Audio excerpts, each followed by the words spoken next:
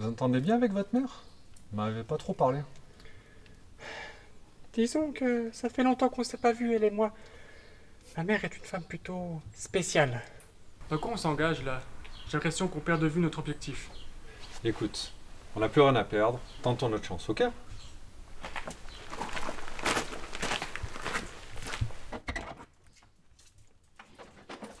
Marie-Denise! Salut maman!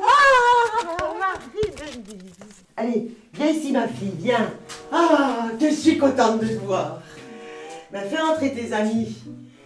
Vous boirez bien quelque chose. Jus de fruits, café, soda, bière Bière. ou une petite tisane. Bière.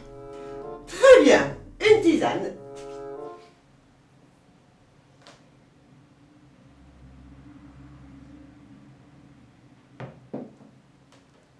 Voilà maman, si je suis venue, c'est pour parler de quelque chose de plutôt important. Cela va faire plusieurs mois que je suis en arrêt maladie et... Mais tu es malade, Marie-Denise? Mais que se passe-t-il? Eh bien, c'est plutôt sérieux. Le docteur Calvo ici présent m'a prise en charge parce que je suis sujette à des crises de délire. Et j'ai des hallucinations. Ah, et c'est grave, docteur. Eh bien, votre fille présente des symptômes connus, mais dans une configuration peu habituelle. Et plus étrange encore, partagée par d'autres de mes anciens patients, mais qui ne sont plus sous ma charge actuellement. L'un d'eux a même disparu. Marie-Denise est donc la seule sur qui je peux faire mes recherches. Plutôt aujourd'hui, j'ai eu une crise très forte. Et j'ai eu un souvenir de papa. De ton père? Je sais qu'on a très peu parlé de lui, mais j'aimerais savoir si ma maladie a quelque chose à voir avec lui. Comment savoir? Ton père était quelqu'un de plutôt discret. Je le voyais pas souvent à cause de son travail. Et comme je te l'ai déjà dit, il a disparu après avoir pris la mer. Je veux en savoir plus. Que lui est-il arrivé? Il ne reste rien de lui. Non, non, il ne reste pas rien. Ton père t'avait laissé quelque chose. Je n'ai jamais compris ce que c'était. Et je n'ai jamais trop su à quel moment te le donner. Et ensuite, tu es parti de la maison.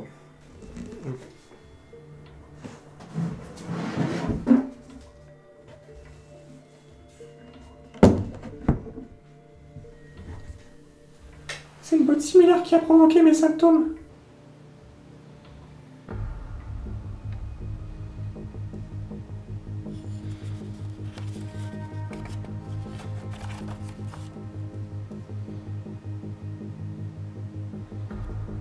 Ma chère petite Marie-Denise, je sais que je n'ai pas été assez présent pour toi et ta mère. Le travail m'a pris beaucoup de temps, certes, mais ce n'est pas à cause de cela. La mer a toujours représenté une grande part de ma vie. J'ai navigué longtemps et loin. Avant même ta naissance, j'ai découvert des choses incroyables, bouleversantes. Ce que j'ai vu m'a apporté plus de questions que de réponses. Chaque fois que je faisais des recherches, je m'enfonçais dans un océan d'incompréhension. Je sais que je vais y arriver. Je ne perds pas courage. Oui, car depuis que tu es né, ma motivation ne fait qu'augmenter. Ma soif de connaissance découle aussi de ma volonté d'être un bon père, car toi aussi tu auras des questions un jour. Et je devrais être là pour te donner des réponses. Pour cela, je dois partir pour un long voyage. J'ai trouvé une compagnie chez qui travailler et partirai à l'aube. Encore désolé de te laisser ainsi. À bientôt Marie-Denise. J'y arriverai pour toi. Papa. Mais qu'est-ce que ça veut dire? Je n'ai pas compris non plus et je ne voulais pas t'embêter avec ces questions.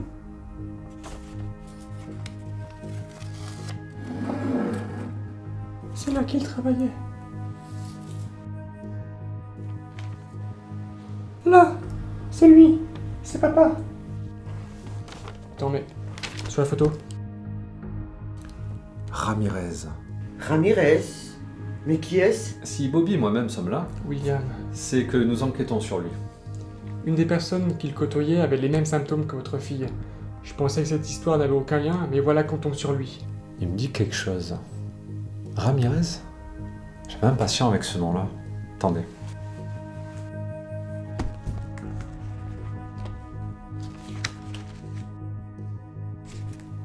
Regardez, ils se ressemblent, non?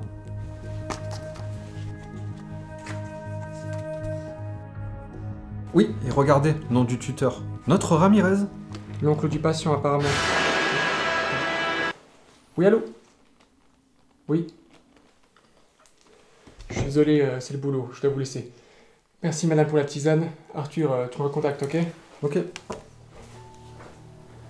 Il faut que j'enquête sur cette compagnie pour savoir ce qui est arrivé à mon père. Docteur, il faut que vous me meniez à votre ancien patient. C'est le seul moyen de trouver Ramirez.